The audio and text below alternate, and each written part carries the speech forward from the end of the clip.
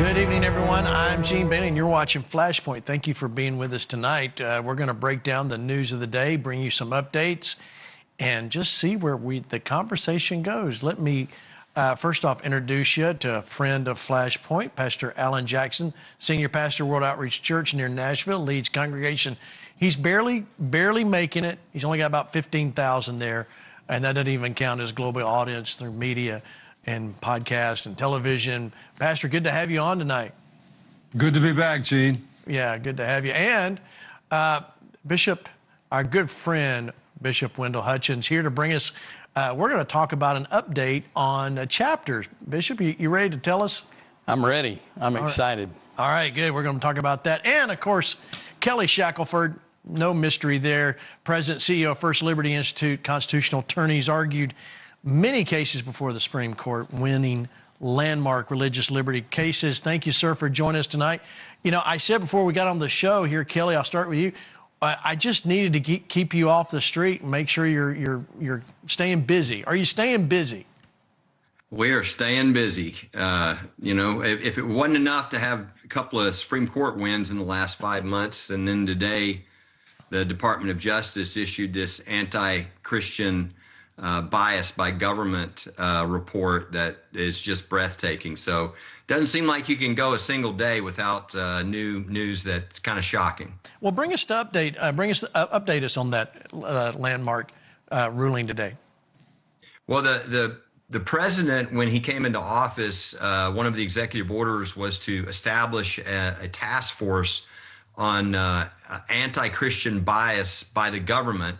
And it particularly looked at the last 4 years, the Biden administration. And I think people knew about a number of things, but I mean, this is 300 pages, all documented.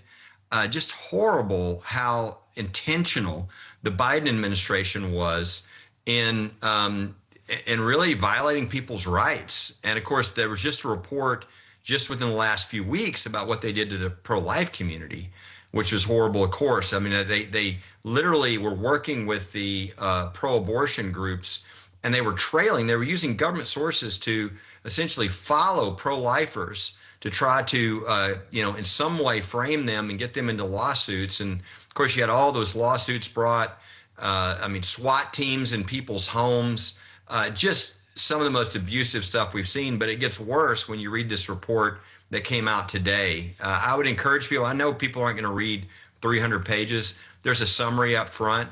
A bunch of our clients were mentioned and cases in there, but it was hundreds, literally hundreds of cases and different attacks that affects millions and millions of Americans. And it was the government using their power to crush religious freedom, and especially against Christians.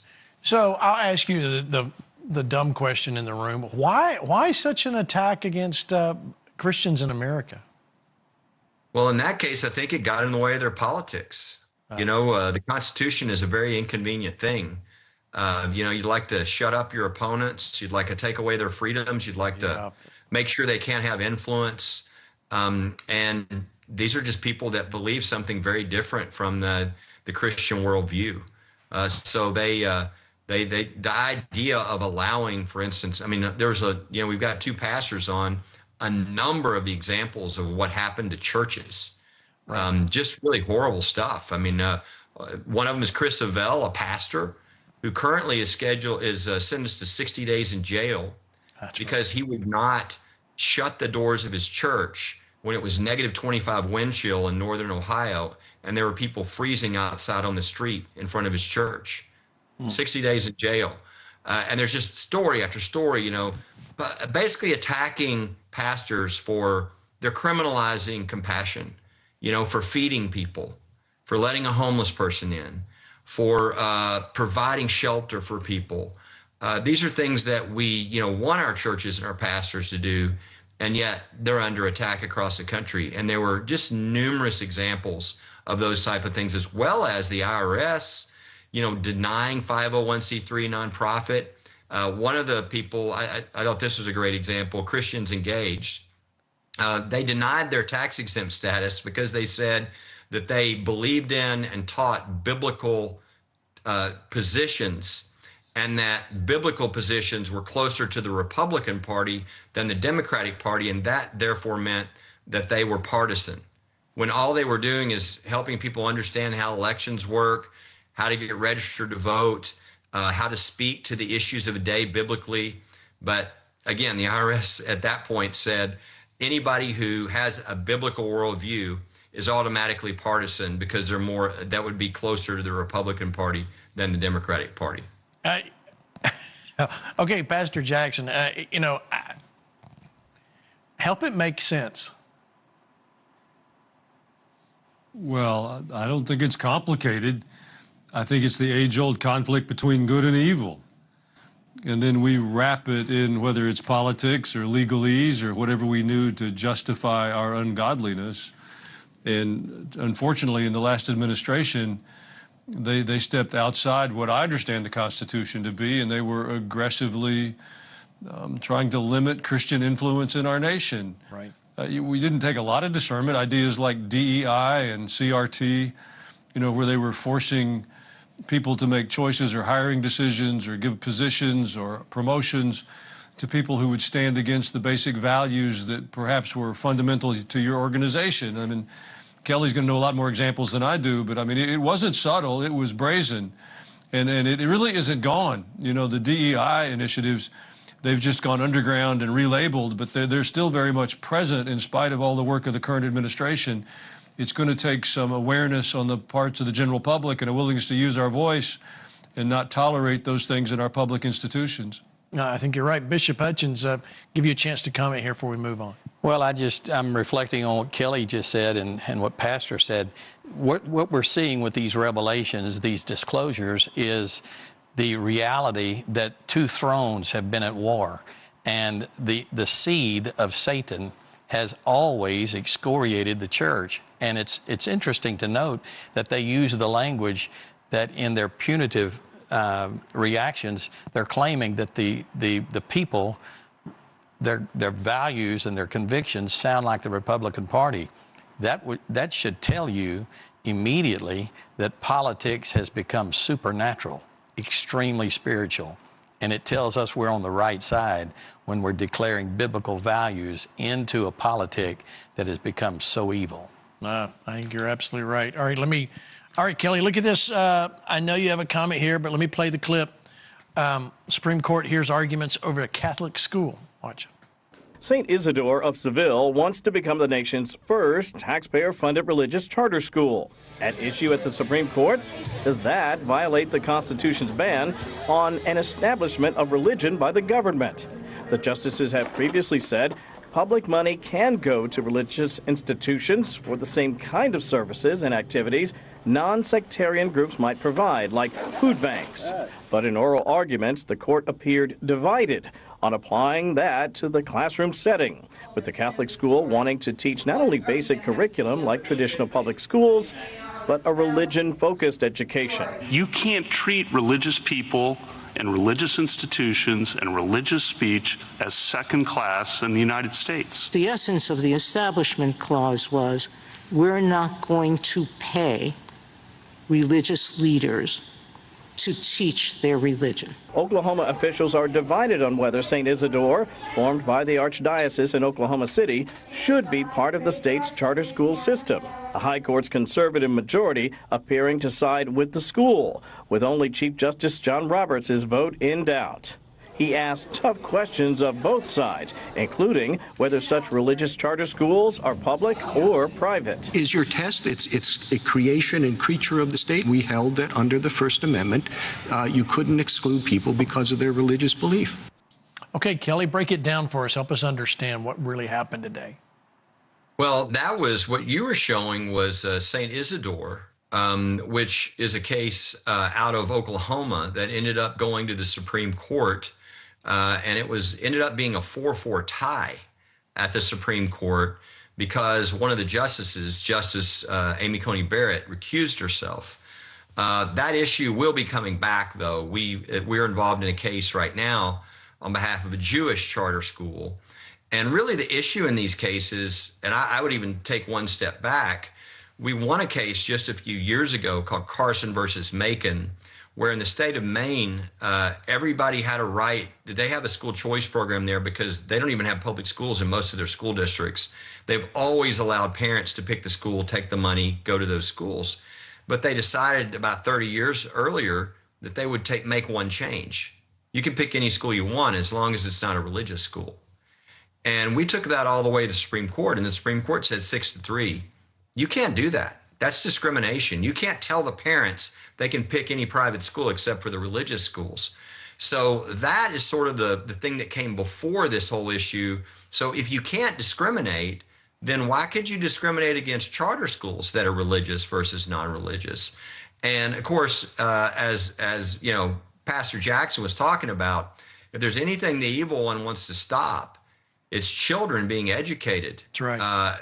In churches and Christian environments. And so this is an empowering not only of parents, but of their children. And think of the education, the worldview, the life that they will have ahead that will be so different. So this is one of the major next battles for the future of our country. And be watching these charter school cases. There's one moving up out of Colorado, and there's again another one out of Oklahoma, this time a Jewish charter school. And I think one of those will make it to the Supreme Court, and they will issue a decision. I think they'll issue a decision in favor of stopping religious discrimination and upholding those schools, but we'll have to wait and see which case gets there. So stand by and wait. All right, let me move along. This is California. Student pushes back on gender ideology. Watch. Thank you again, Mr. President.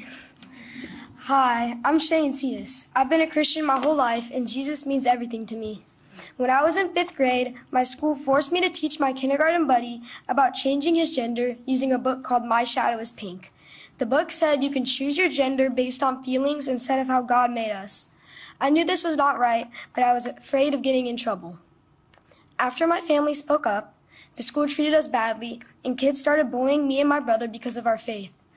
And the school did nothing to stop it. It hurt a lot, but I kept trusting God. I believe kids like me should be able to live our faith at school without being forced to go against what we believe. I hope no other family has to go through what mine did. Thank you. Now, I'm just impressed. I mean, can you imagine Shay standing there and the president's like right behind him, you know, but he was great. He was so eloquent. You know, I'll go to you first.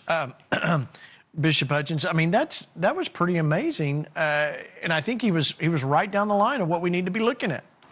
He was an extraordinary young man, and I think it's incredible to see how God is using certain vessels and how appropriate it was for a young man, a child, to be speaking up for gender identity.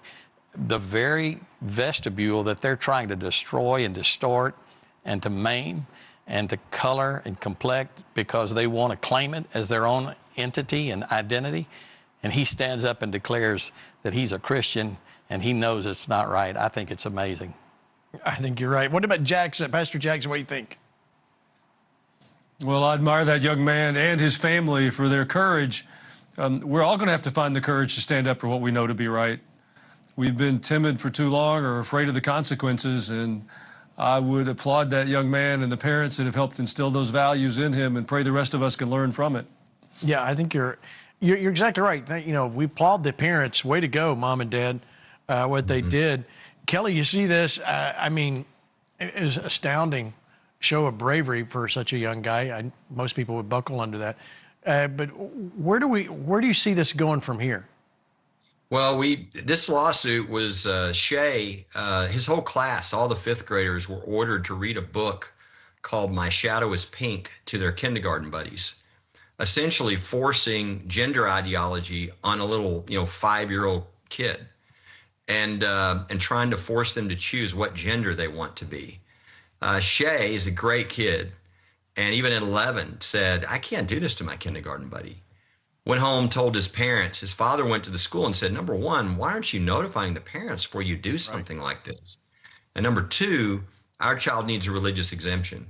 The school's response was, you have no right to be notified, and we're not given religious exemptions.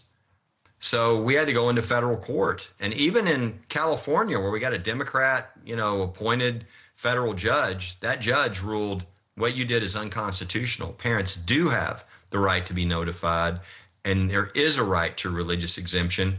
And you would think, well, that's great news. Well, no, they've now appealed. They're not going to give up. But I thought his testimony, Shay's testimony, for those who didn't see it, I mean, he's not tall enough to even see over the podium. They had to get a stool for him to stand on so you could see him at the president's podium. And there were 12 people waiting to testify. The president calls on him, and he gets up and just gives a spectacular speech. I mean, that gives you hope in the future with young men like that who are trained by their parents, and they're just a wonderful family. It's just, Pastor Wendell, is it surprise you that we're still dealing with this, even in a Trump administration, that this hasn't gone away yet?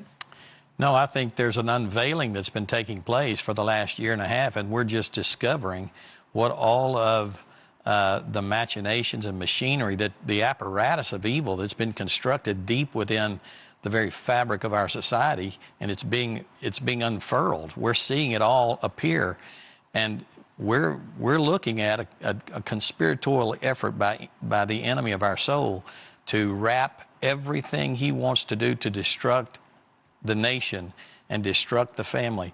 The destruction of the family was woven into his plot, and we're seeing it. We're knowing how to pray now, and we're going to have the victory over it. Yeah, Pastor Jackson, I mean, there are families all across America that are dealing with this still, and the church is this is why the church is so important. If we don't have churches that'll stand up, be strong, pastors that will lead, teach men to be men and men to be fathers and leaders in their home, the future of the family is at stake. Gene, you're absolutely right. Every generation has to make a decision and make a choice for themselves.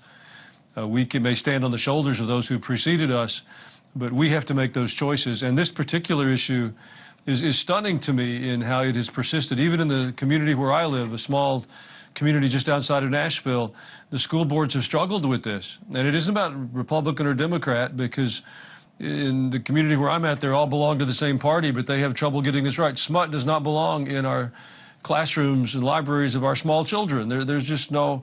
And then when we stand up, they'll say, well, you're in favor of banning books. It has nothing to do with banning books. It's about age-appropriate learning. We don't sell cigarettes in kindergartens or alcohol to elementary students because it's not age-appropriate. They don't have the emotional or physical maturity to make those decisions yet. And the material that they're introducing to our children is inappropriate. And this should not be a complicated issue, but it will take a bit more determination from the Christian community. And if you have elections, don't just pay attention to the words they use, pay attention to the behaviors they've had and the policies they've supported. What I find is the closer we get to the elections, the more frequently everyone says Jesus. Yes. But I'm much more interested in their behaviors and the policies they've supported. And don't tolerate people in your communities that want to indoctrinate your children with perverse things. It's inappropriate, and we are not watchmen on the walls if we give in to that. So how do you, I'll go back to you, Alan, how do you train people? It seems like we have a whole generation that doesn't know. For some reason, we're having to tell them that this is good and this is bad. But how do you train them? How do you bring them up at this point to understand the importance of that? Well, I think it's a new kind of training or retraining. In another season of my life, I trained horses a bit, and it was much easier to take a horse that had never been under any authority and train them in the right way than it was to take an animal that had been mistreated and to retrain it. And for decades, we've trained Christians to be passive. About the only public response we had heard was to turn our other cheek. And so we haven't really been aware or focused or even invited to be assertive enough to express a biblical worldview. And if there's a pushback and someone says, well, you can't say that, there'll be a lawsuit or there'll be a challenge, then we have capitulated. Well, since when did doing the right thing determined by whether or not there's a challenge? Throughout Scripture and throughout the history of the church, there is often a challenge to doing the right thing. We should do it anyway. And so I think we're retraining and we're having to overcome some bad habits. And that takes a little more determination, a little more effort from the people that are doing the training, but it's worthwhile. Yeah. So it was a great comment there. Kelly, I just want to say thank you for First Liberty and what you guys do, the Liberty Institute. I just, man, without you, we are so thankful for the water you carry for us in the courts. How can we better help what you do? How can we better help America? You know, I think one of the biggest problems is people aren't aware.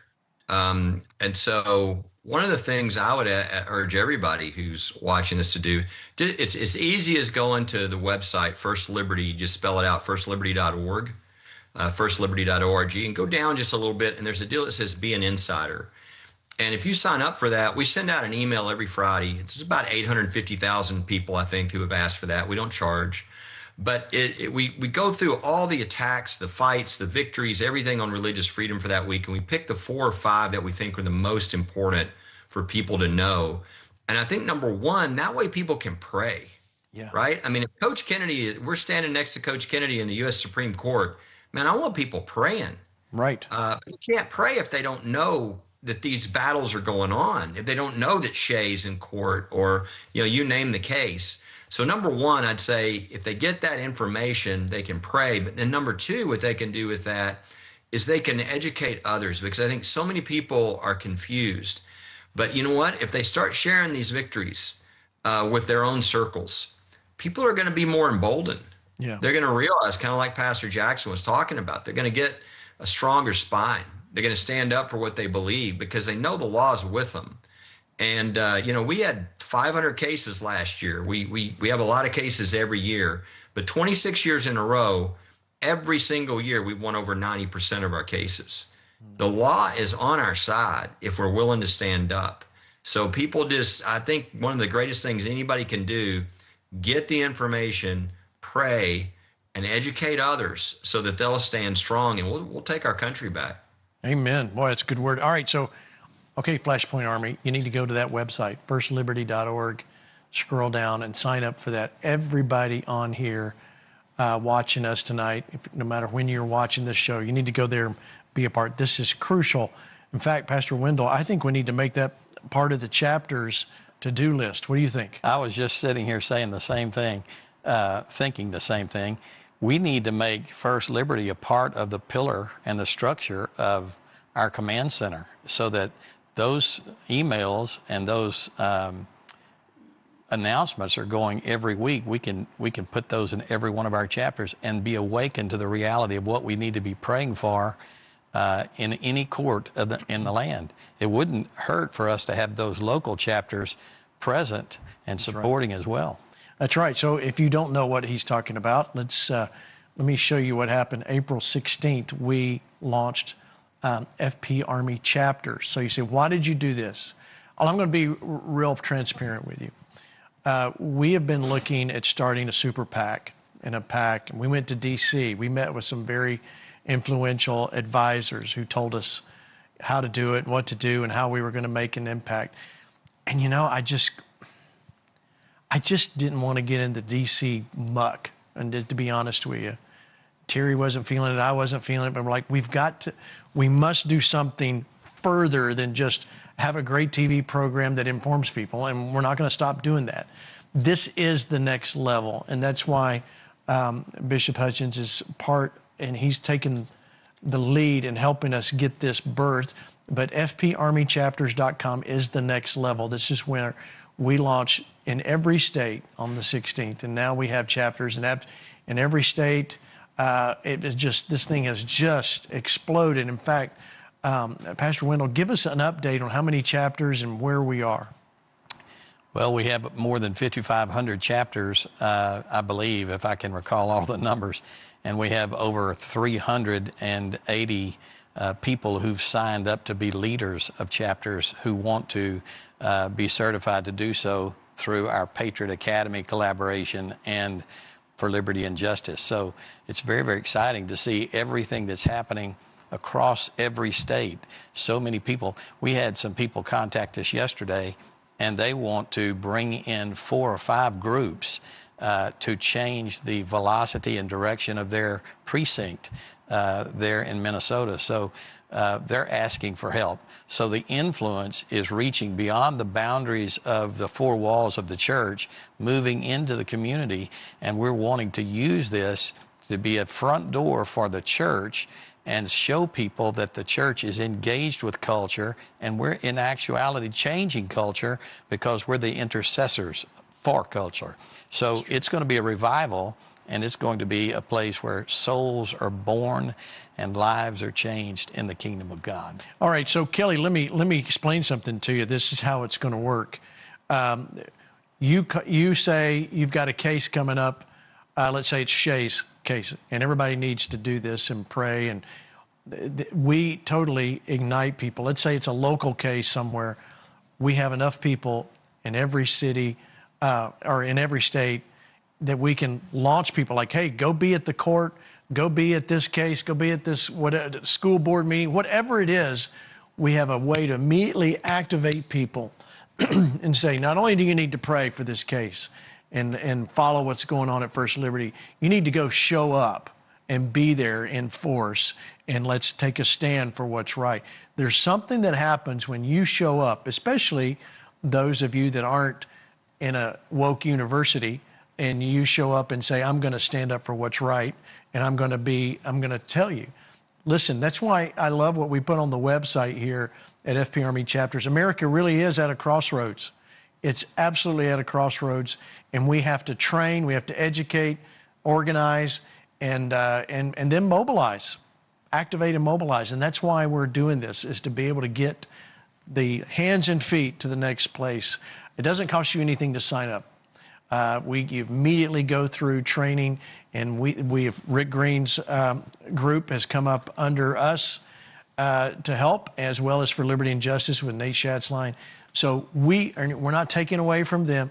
You come in, we will deploy you to these different groups that you can start becoming effective in your area. You say, well, I'm older and I don't have the ability to go run across the country, or I'm not even mobile. Well, number one, you can stay at home and pray.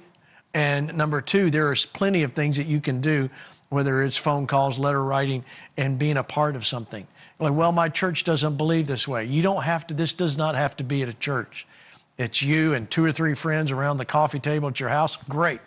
Whatever it needs to be is fine. We do have a significant number of churches that have come alongside FlashPoint and said, we want to be a part of the FlashPoint Alliance of churches. We applaud that. If there's a church we know of in your area and you need a church that believes the way we're talking, we'll send them to there. We're not charging for this. That's not the goal here, to build just a kingdom of something. We want to see change in America, and this is the way we do it. Kelly, would this help you at all? It's a great idea. And in fact, Bishop and Gene, I didn't even know you were doing this. We actually have something that's going on that's going to fit right into that for you in a great way. I think most people are aware of the Coach Kennedy case that we won at the Supreme Court, where Coach was not allowed to go to a knee after the game. And 7.5 years of litigation later, we made it to the Supreme Court and we won 6-3. And most people know coaches and teachers and their religious freedoms. It was a big win. What a lot of people don't know is within that decision, there was a precedent called Lemon that had been used for 50 years to attack religious freedom. And it's why nativity scenes were taken down at Christmas and menorahs at Hanukkah and 10 Commandments were rolled into the closet. Well, in the Kennedy case, we reversed Lemon.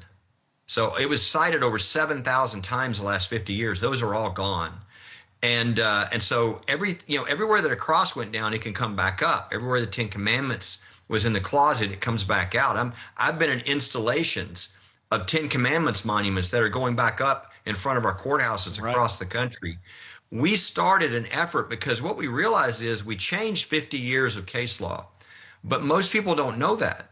They know what they learned in the past. Well, you can't do that. Oh, you can't have a nativity scene on the lawn at Christmas. You can't have a 10 Commandments. You can't do these things. And it's not true. So we started an effort with every other group who wanted to be a part called Restoring Faith in America. And it's because one of my attorneys came in after we won, he's fairly aggressive. He said, I need $20 million. And I said, what do you mean? He said, we've got to open up all these cases, 7,000 citations. They all have to be reopened. We have to. And I said, no, we've already won. All we have to do is tell people in their communities that they can do these things. And the law's already on their side. So we have a program or a website that we share with everybody, Patriot Mobile, anybody who wants to be involved, and are doing projects every month. One example is given out of here's what you can do in your community. And it's rfia.org, restoringfaithinamerica.org. And it's a great way for people every month to take the wins we've already gotten and change your community and bring back those Judeo-Christian foundations into your community. Have a nativity scene. Think of it. One county puts up a nativity scene. Guess what happens with the other counties? Yeah. They go, we could do that?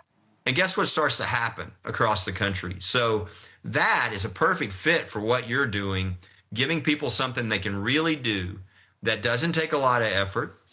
It could be as simple as getting people together and going to your local officials and saying, why aren't we doing this?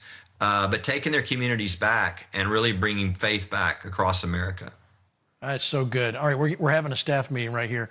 We're going to do that. Bishop, we're going to get with your people and we're going to fold that right in. It'll be done by midnight. Yeah. So if you want to know more about what a chapter is, here's a brief understanding. Watch. This is it. This is your flashpoint. There comes a moment when watching is no longer enough. A moment when concern must become courage. When conviction must become action. When faith rises up and meets the issues of the hour head on. This is that moment. It's time for Flashpoint Army chapters.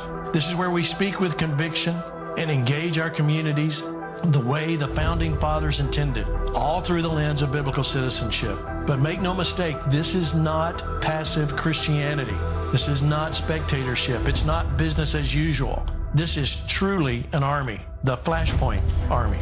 This is where faith meets current events. It's where patriots unite to affect culture. And this is where we occupy until he comes. So what is a chapter? A Flashpoint Army chapter is the local expression of our national movement. It's the gathering of friends, neighbors, peers, believers, leaders, families, churches, and patriots, all willing to stand together in prayer and civic action.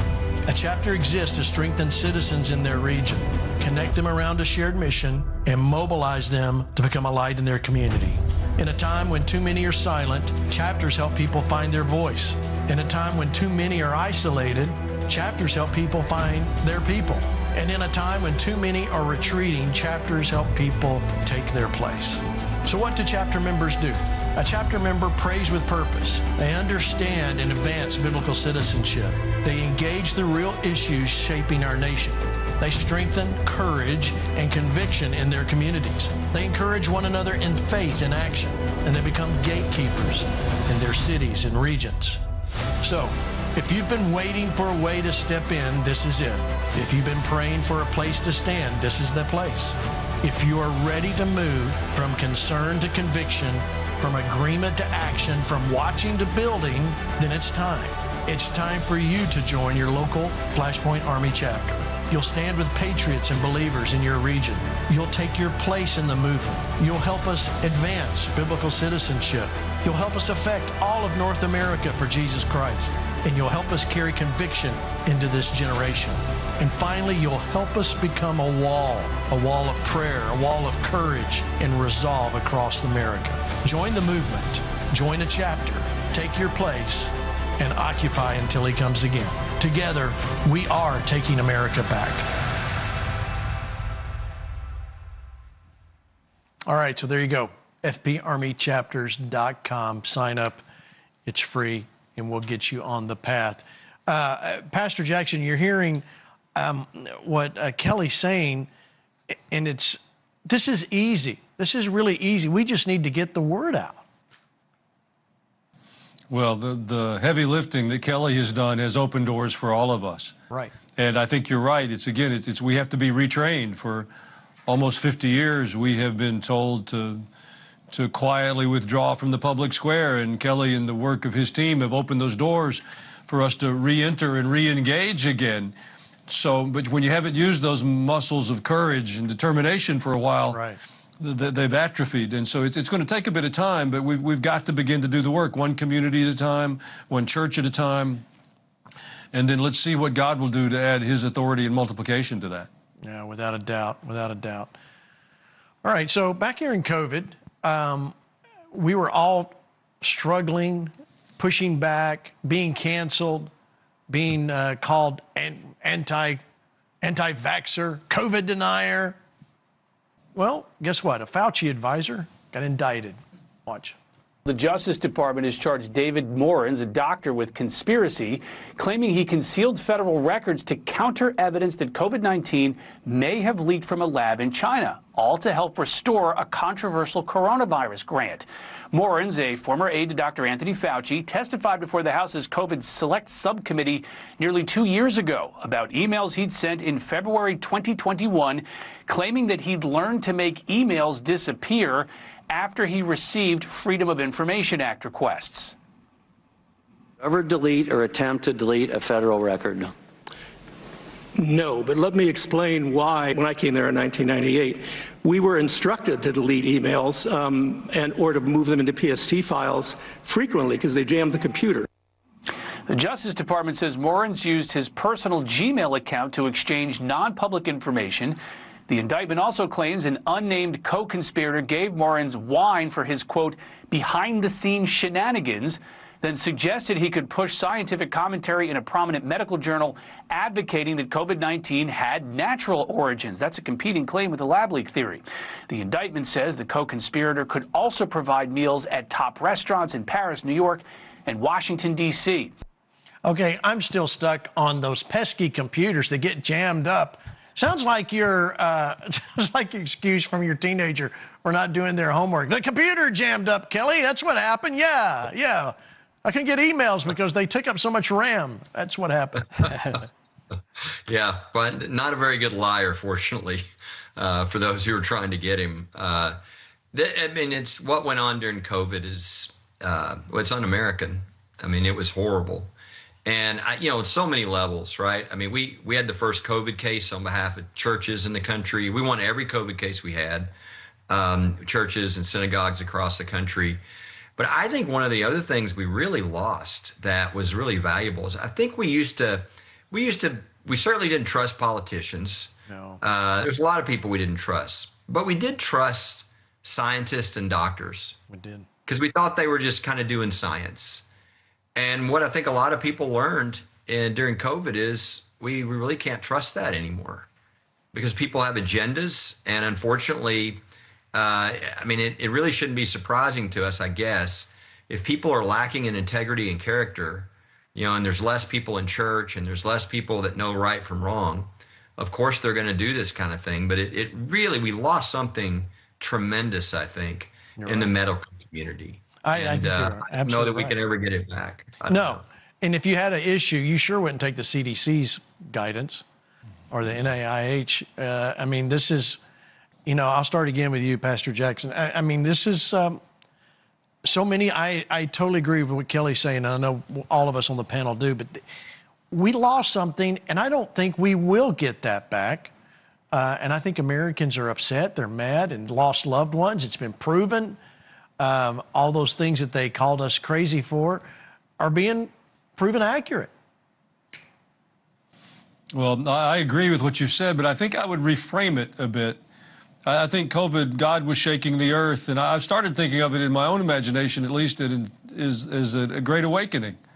And we want to call it the third one. We typically think of that in terms of revival, but awakening is when the truth is told into the culture, and COVID began an introduction of truth that we had not been aware of for a great long while. I believed the CDC was trustworthy, or the NIH, or the FBI. I believed churches would stand up when they were told to close their doors, and we learned that they wouldn't. I think it was an awakening across our culture, and it's like being awakened from a deep sleep when you didn't want to be. You don't like the feeling. You're a little groggy. You're angry at whoever awakened you. you'd have rather maintained your sleepful state. And I think that's the condition we find ourselves in. We're frustrated at the reality of the world we're living in, but it wasn't a reality that began with a virus in China. God used that virus from China to begin to awaken us to the reality of our circumstances. And so now we can reorient our lives and reestablish our foundation on His truth and perhaps have a better future. Well, I pray so. Bishop Hutchins, you had to deal with some of this at your own church there in Houston. It was one of the most diabolical things we've ever seen released on earth since the Holocaust. But it's devastated so many churches. And as we've heard, there were so many things lost. But one of the things that I made certain I was never going to lose was my sense of humor. And so I can't believe we've gone this far in this show tonight without saying, happy birthday, Gene. Okay. Happy birthday. Yes. And not only do we want to shout happy birthday here, but we want to hear from some of your friends. Okay. Well, hey, Gene, and a happy first birthday to FlashPoint Army. Paul Petit here in the Holy Land, and that right there, my friend, is the Sea of Galilee. Jesus walked all around here, and He walked right on that. And, you know, I want to reach out and congratulate you for following in Jesus' footsteps by launching out into the deep like Peter did, only Peter sank. But you had the faith to make it happen and to see the vision of FlashPoint Army that we're all enjoying today. And I want to congratulate you on that. All the followers that watch us, thank you for allowing me to be a part and bringing you the daily reports, what's going on here in the Holy Land. And, you know, I've heard it said on your program before that it's one of the few shows where prayer, politics, and prophecy come together. And that really resonates when you're right here, because when Jesus walked all through here, what did He do? Well, you know, He kind of rebuked the politicians of His time. He prophesied over what was going to happen in the future, and He prayed and taught people to pray and encouraged them to pray to the Father. So, you know, it all comes together when you're looking out at that sea and realizing just how far we've come just in 1 year. So thank you for taking that vision. Happy birthday, first birthday for FlashPoint Army. And the best part is, the best is yet to come. So as I always sign up, reporting for FlashPoint here in Galilee, Paul Petit. Hey guys, Mark Meckler here, and of course Doc, Winston back on the couch.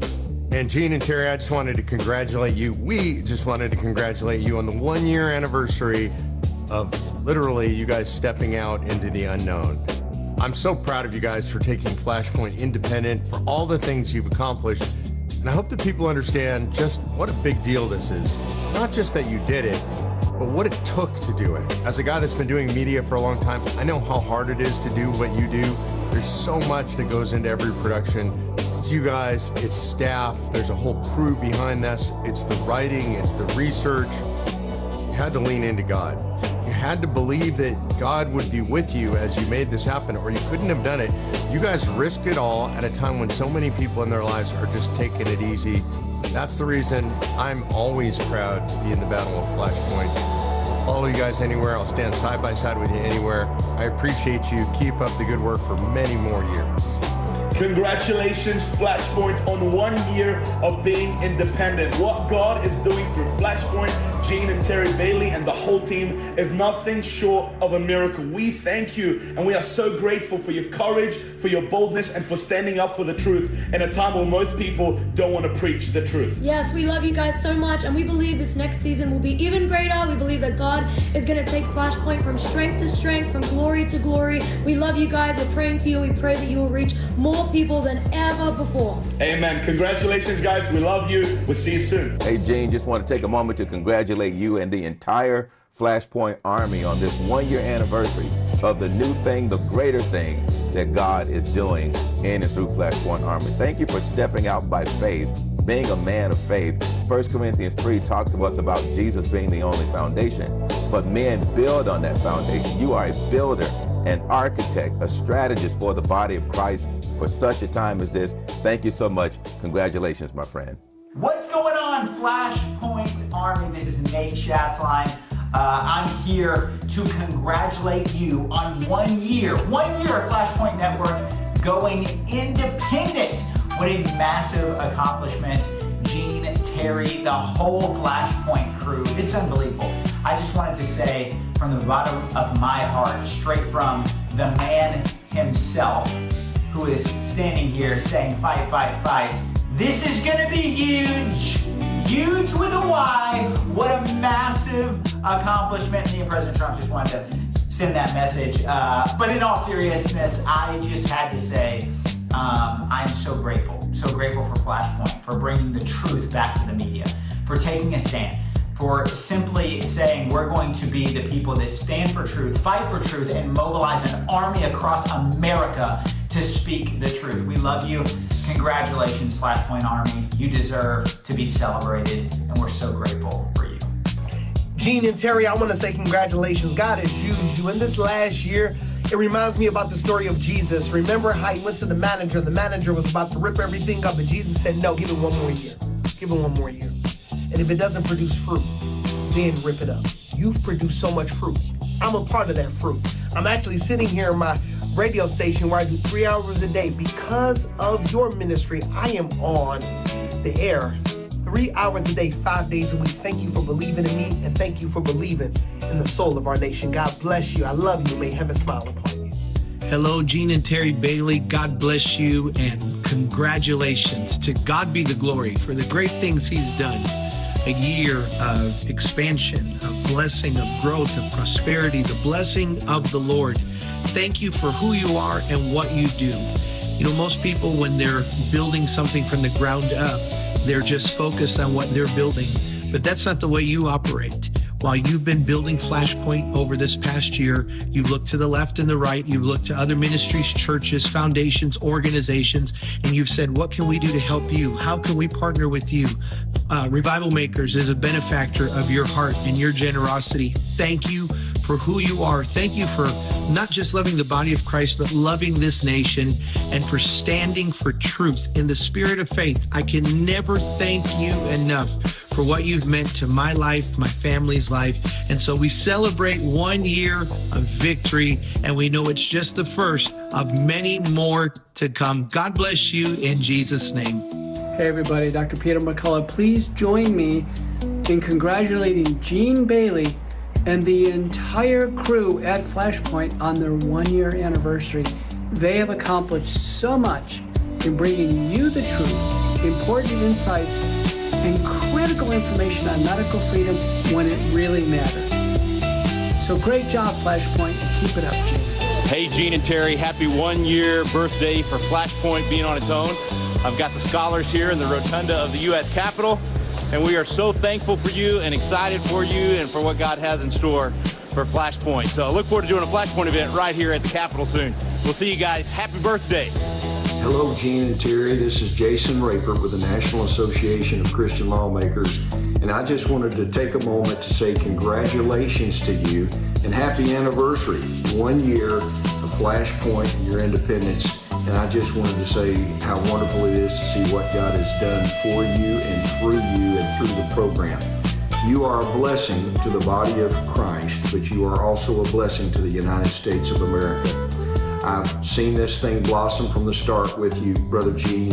We're so happy for you and Terry and to see what God's doing through FlashPoint around the country.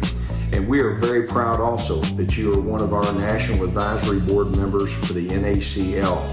And we also thank you for all of the collaboration that we work together to do to save the nation. God bless you, God bless FlashPoint, and God bless the United States of America. As the official Gene Bailey, two-time International Bowl of Freedom, undisputed, never to be beaten winner, I want to wish Gene Bailey and the entire intrepid FlashPoint team an incredible, hearty, and healthy Mazel Tov. What you guys have done is mind-blowing. What God has done and is doing with and through you is mind-blowing. You've got something completely unique that doesn't exist anywhere else, and it's only going to get bigger.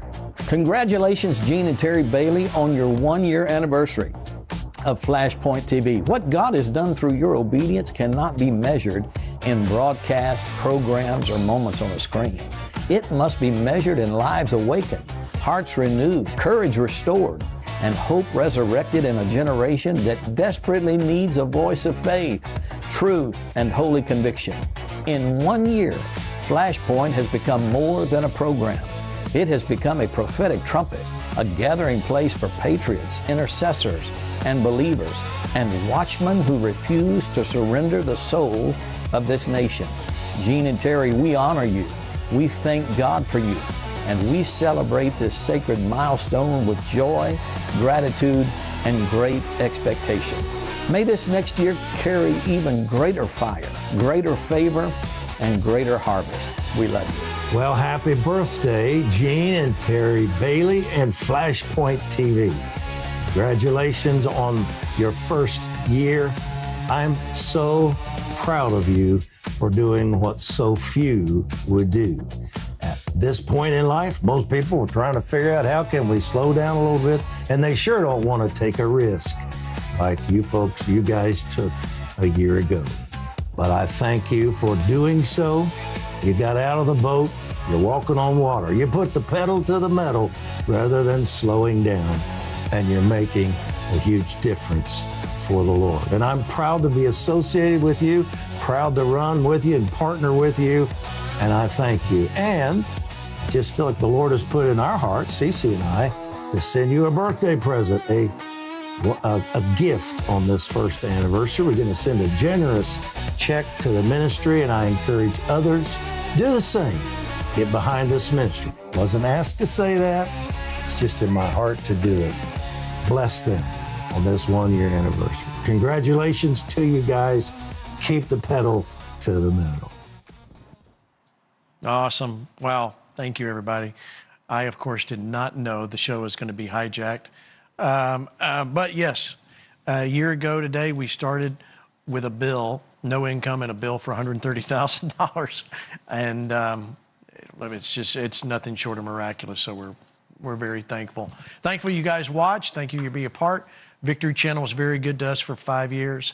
But what has happened last year has been absolutely monumental. So thank you all for your kind words. And as we continue to grow, we're going to see great things. And I think the chapters are part of that.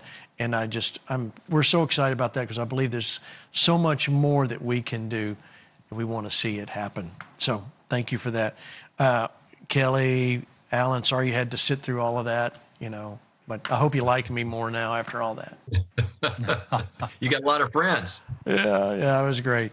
Great. All right. So meanwhile, back in the show, oh gosh, I don't even know.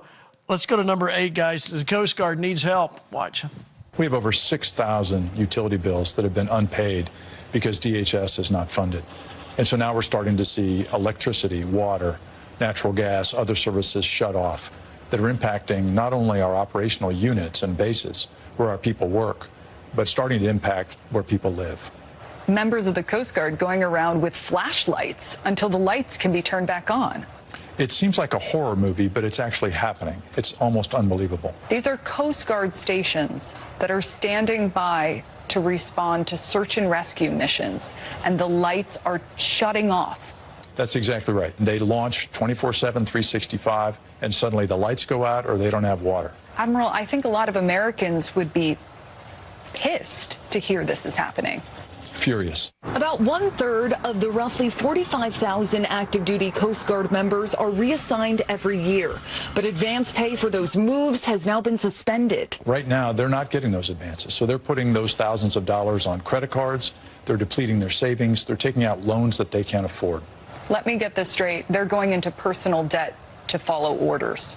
Yes, that's exactly right. We passed the Farm Bill, as you know, a major achievement, delivering real relief and certainty for our rural America and for all Americans. This is the first time Congress has done that since 2018. It's been quite a while, but we got it done. We've also made certain that the House is going to be able to have an up or down vote on a date certain on the E-15 issue, which is, is a big priority for a lot of our members here in the chamber. And most importantly of all the things we got done this week, we got the budget resolution passed. This is very, very important because that will ensure that border security and immigration enforcement will continue today and well into the future, despite Democrat attempts to reopen our borders and protect criminal illegal aliens from removal. The net result of passing our reconciliation bill is that ICE and CBP are funded for 3 years. Democrats got absolutely nothing for their political charade and shenanigans out of that. All right, so Alan, I'll go to you first here. I mean, so we got 3 more years here to get stuff funded. There's still a lot of ground, and we're going to be right back here in 3 more years. But I guess we take the win, right? Yeah, I mean, it's a Pyrrhic victory. We can celebrate the win and those people that are going to get their paychecks, but it's completely unacceptable. It's the worst expression of leadership you can imagine. I think when Congress won't fund the people that they are obligated to fund, they want to control the purse strings. So when they're not doing their job, let's change the laws. They have to stay in session without pay until they do their job. I'm tired of their petty politics and their excuses. It's not tolerable, and we can't tolerate it any longer. We have to demand better. I think you're absolutely right. And I think American people agree with that 100%, that they should have been forced to abide by what they're doing to other people. Kelly, let me get you to wrap up. I got 2 minutes left in the show. You hear this, comment on DHS and the funding. It's irresponsible. I mean, anywhere else that would happen, whoever was in charge would have been thrown out of their job. That's right. And that's what deserves to happen. The only reason it doesn't happen is the American people aren't doing their job to throw these people out when they won't do their job in Congress. So that's, I couldn't agree more with Pastor Jackson. By the way, before I forget, I've got to tell Pastor Jackson, we've never met in person before. I grew up in Nashville. I'm a Tennessee boy, been in Texas now 40 years, but my 93-year-old mom watches your service every weekend, and it blesses her. So I just want to thank you for your ministry. And one of these times when I come to visit her, I'll have to come by the church. But thank you for what you're doing out there. No, it's awesome. Amen. That's great. All right, Bishop Wendell, hopefully you don't hijack the show again. I'll give you 45 seconds to wrap it up here. Well, I agree with both of these precious men. I think that what we're seeing is unconscionable. And it's also very telling that the American people need to step up and say no more. We cannot have a body that is totally dysfunctional and hijacking all of America.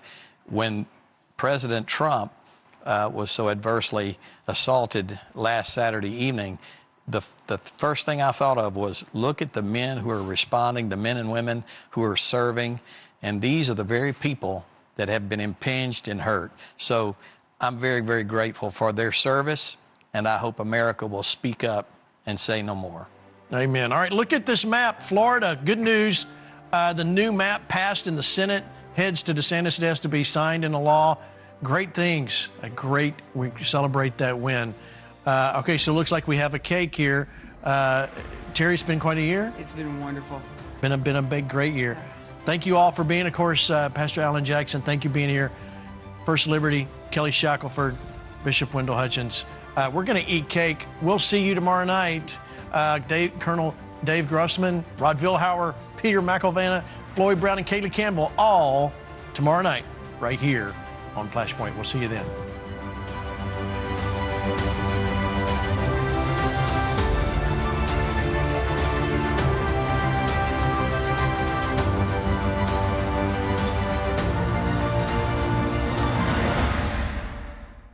Hello, FlashPoint Army. As you know, MyPillow continues to be the most attacked company in history.